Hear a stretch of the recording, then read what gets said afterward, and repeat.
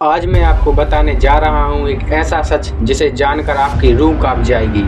आपने अभी तक जानवरों को मारते काटते या फिर टॉर्चर करते हुए लोगों को जरूर देखा होगा, लेकिन आज मैं सच्चाई बताने जा रहा हूँ। यह कहानी है सीरिया की एक जेल सैंडाया जेल की। अगर आप कमज़ोर दिल के हैं तो इस वीडियो को मैं पहले ही कह देता हूँ, स्किप कर दीजिए, क्योंकि यह वीडियो कमज़ोर दिल वालों के लिए नहीं है। तो चलिए शुरू करते हैं। इस जेल में कैदियों को जानवरों से भी बुरी तरीके से रखा जाता था। जब से सीरिया आज़ाद हुआ है तब से इस जेल की सुर्खियां पूरी दुनिया में फैल चुकी हैं। इस जेल में करीब 900 कमरे हैं और हर एक छोटे से कमरे में करीब 100 कैदियों को भर कर रखा जाता था। उनसे जब भी कोई सच कबूल करवाना होता था तब उनके हाथ पैर काट दिए जाते थे। उन्हें एक दबाने की मशीन में रख दिया जाता था जिससे उनका मांस फट जाता था और उनकी मौतें भी हो जाती थीं। सीरिया के तानाशाह बशर अल असद के मुताबिक कैदियों को मारने का सबसे अच्छा तरीका था कि उन्हें भूखा रखा जाए। 2-2 हफ्तों तक उन कैदियों को भूखा रखा जाता था और 2 हफ्ते बाद सिर्फ एक रोटी दी जाती थी।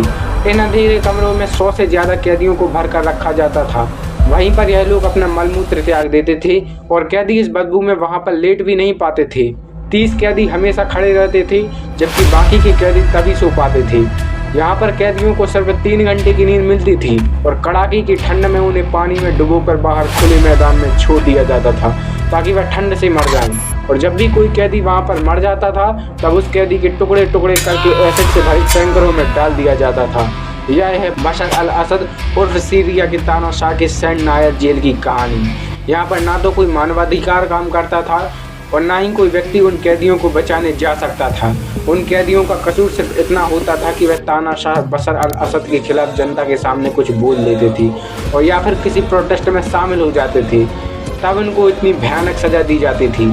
इस जेल में करीब 30,000 लोगों की मौतें हो चुकी हैं। सैंडाया जेल को अगर आप दुनिया का नर्क कहना चाहें तो यह भी कोई गलत बात नहीं होगी।